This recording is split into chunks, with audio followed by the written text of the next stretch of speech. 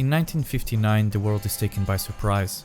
One film is blazing, ringing and throbbing in the eyes, ears and mouths of almost every cinephile, one which has captured the minds of film fans across the Western Hemisphere. People talk about its delirious, otherworldly, infectious magic rooted in a paradisiacal land populated by exotic people of boisterous customs and life. It's both a box office success and positively appraised by the critique, while amassing some of the most reputed cinema awards in the world. At the same time, a dancing fever seems to take over everyone who gets to watch it. Samba and bossa nova, a musical style barely known outside Brazil until then, invades the homes, dance floors, radio stations and recording studios everywhere. Brazil becomes the riveting focus and substance of dreams for the whole Western society. Who is responsible for this, and how did it come to happen? What made this film so special, and how was this seen in its country of origin? This is the story of the double life of Black Orpheus, a peculiar film that reveals the subjective and paradoxical nature of art in all its splendor.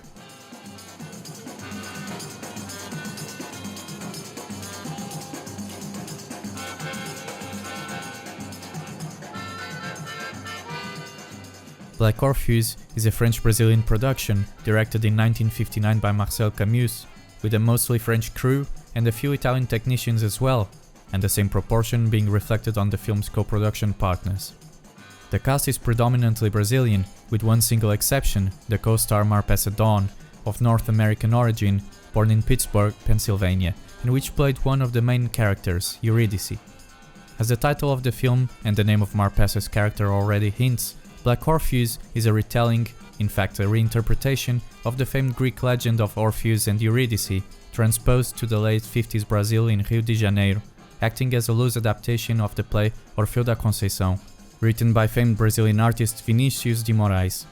In this version, the lyre is swapped by a guitar and the duo is turned into a love triangle of sorts, but the tragic nature of the story is nevertheless kept, with death haunting and tormenting Eurydice for a long period, before the two lovers are brought to a fateful ending as the curtains fall. The time of Black Orpheus was an age pregnant with the seeds of emancipation for women and minorities, particularly black ones, focusing on equal rights, sexual liberation, and other attitude-shifting events that would characterize the coming decade. Bearing that in mind, Black Orpheus was particularly notable for its all-black cast and frank depiction of erotism and sexual innuendo, the former being rooted on how the play was already being featured in the stage of Rio's Municipal Theatre, and which resulted in unprecedented press coverage towards its black characters, while the latter reflected the arousing confidence and easygoing, playful mindset that has intrigued and captivated foreigners for a long time. After Claudio Monteverdi, the great Italian composer, had written and performed the first Western opera in 1607, named Orfeo, the myth of Orpheus has been taken and explored by a plethora of artists, from poets, writers, sculptors, painters and musicians. This particular revisitation of the story was shot on location in the streets of Rio during the carnivals of 1957 and 1958, a boisterous and fascinating celebration which comprises one of the most easily recognizable events in the entire world, and which takes the role as one of the film's main characters when one looks beyond the cast, as admitted by Marcel Camus himself. An entire population is seen partying, dancing, singing, laughing, eating and drinking in exceptional merriment, with a permanent smile and cheerful demeanor, as if for a moment they had witnessed the absurdity of the human condition and therefore had all been bereft of the worries and troubles that haunted them so far. It's a festivity that cherishes the extraordinary miracle of life, and it is hence underpinned by a latent Epicurean motivation, but in the same way that the festival veils and shuns the less agreeable facets of existence in real life, so does it do the same through the medium on which it is depicted and reproduced. The way this matter is handled and presented will be the focal point of the criticism that shall befall Black Orpheus at a later stage of its reception. At the time of its release, Black Orpheus was lauded abroad almost universally, having ultimately achieved the pinnacle of its recognition with the attribution of the Palme d'Or at the Cannes Film Festival in 1959, the Best Foreign Language Film Award at the Oscars in the same year, and the Golden Globe Awards in 1960, as well as being nominated for the BAFTA in the Best Film category. Adding to that the appraisal and positive reviews in big newspapers and film magazines such as Cahiers du Cinéma, Film Critique and Film Quarterly, which in France translated to at least 4 million viewers, and one can safely declare Black Orpheus to be a resounding success. The film is effectively responsible for a series of French-Brazilian musical films that followed during the early 60s, and one may even see the Golden Palm Award winning of Anselmo Duarte's Keeper of Promises at Cannes in 1962 as a consequence of Black Orpheus' impression 3 years earlier. On another note, the most successful song in the film, Manhã de Carnaval, got particularly famous in the USA, having been recorded in 700 different versions, including one by Frank Sinatra, which renamed it as A Day in the Life of a Fool, while the then novel style of bossa nova and samba that took over the world and earned massive amounts of airplay on the radio stations and dance halls through the tracks of Luiz Bonfá and Tom Jobim, got introduced and was assimilated by jazz musicians, which were particularly impressed by their creative chromatics and rhythmic agitation, with names such as Herbie Mann, Dizzy Gillespie, Stan Getz, and Charlie Byrd among its enthusiasts.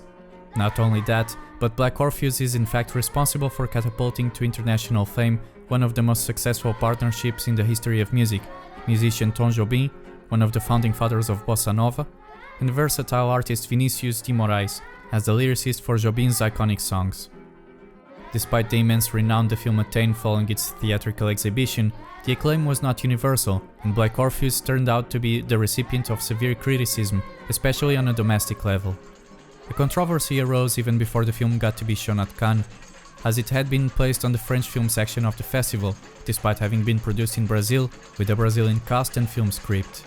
This misplacement was based in the fact that many Brazilian diplomats were concerned that the black characters and slums might give an unfavorable impression of the country abroad, arguing that such matters ought to be left out of such high-profile depictions like feature films, to the point that even the Brazilian ambassador in Paris at the time vehemently protested having the film presented at Cannes, due to being a film about black people.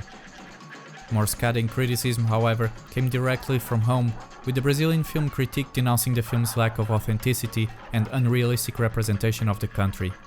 For many film reviewers, both in newspapers and specialized publications, Black Orpheus had substantially strayed from the original spirit of the theatre play in which it was based, Orfeu da Conceição, by employing an exotic and folkloric transformation in the worst sense of the words.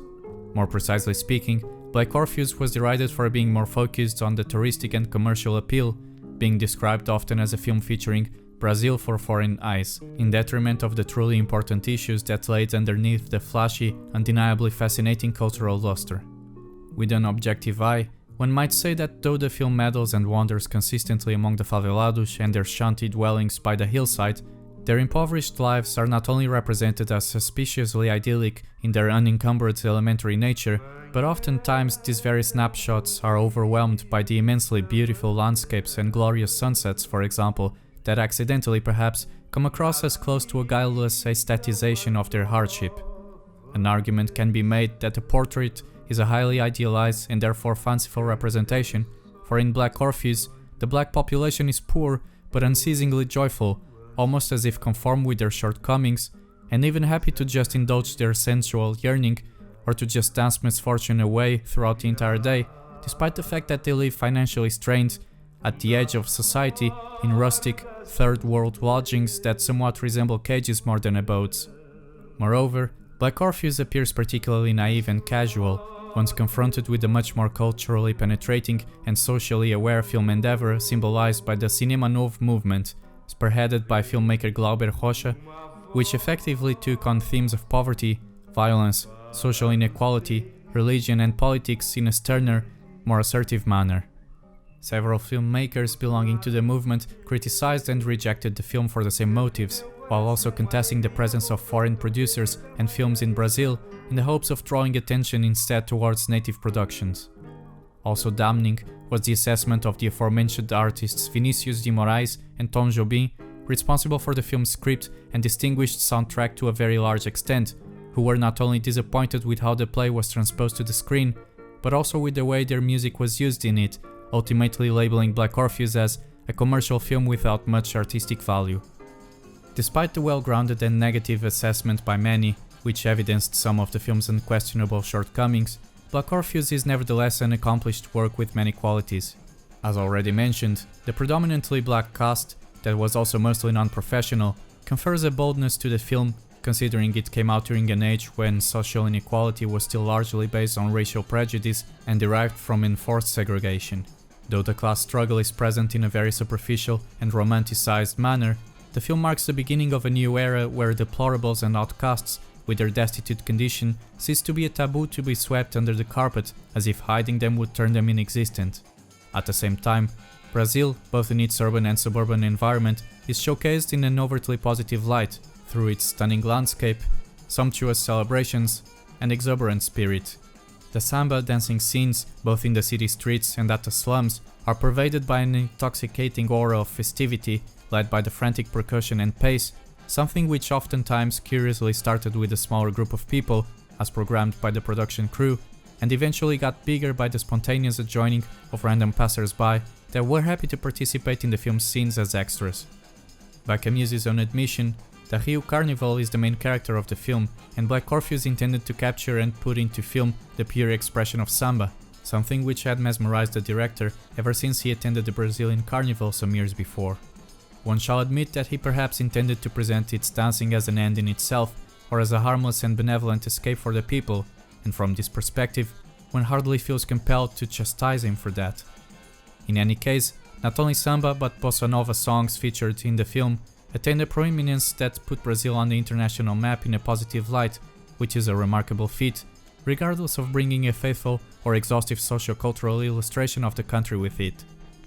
From an aesthetic standpoint, and particularly in a visual sense, Black Orpheus is a lush and titillating experience thanks to its saturated, colorful canvas, brimming with liveliness across the board, whether through its densely packed samba dances and marches, the beguiling voluptuousness of its warm, perspiring and risque bodies, the tempting allure of its tropical edibles and quenching drinks,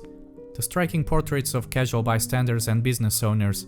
as well as the photographic character of its look based on the rule of thirds framework, the skillful foreground composition, and background dynamics that invariably grant a sense of bustle and enveloping animation, not forgetting the already mentioned jaw-dropping landscape sights, especially from the hillside shantytown of Rio.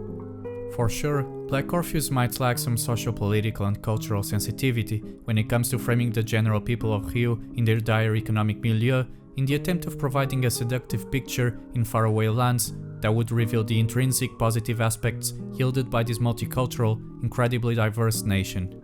Still, one will nevertheless hesitate before denying that the film effectively succeeded at presenting just that. Black Orpheus stands therefore as an example of the power of film to convey an individual vision or image, and how it can be used to influence the perception of viewers unacquainted with the world from which the images were captured, either as an innocent depiction or as an intentional manipulation, something which shall be explored later in a different video on the propaganda potential and effects of filmmaking. Additionally, Black Orpheus is also a testimony of the power of film to inspire dialogue and reform in the social sphere in a wide sense, with its capacity to trespass rigid or authoritarian conventions or even arbitrarily stipulated guidelines, with the hopes of changing society by merely exposing it through the lens. For this, it deserves to be watched and appreciated, whilst considering its limitations and shortcomings. More interestingly perhaps, Black Orpheus certainly makes a strong case for the qualitative ambiguity of each work of art, when probed by the eyes of every viewer, as its international recognition and native contempt disclosed. With the duality of its reception, it demands of the audience a meditation on what one looks forward to obtain from cinema, whether one looks at it as mere escapism or as a learning tool, something to lightheartedly spend one's time with, or a thoughtful investment of one's conscience. If you enjoyed this analysis, feel free to like, comment, share or subscribe to the channel for more film content from all around the world. Thank you for listening and see you next time.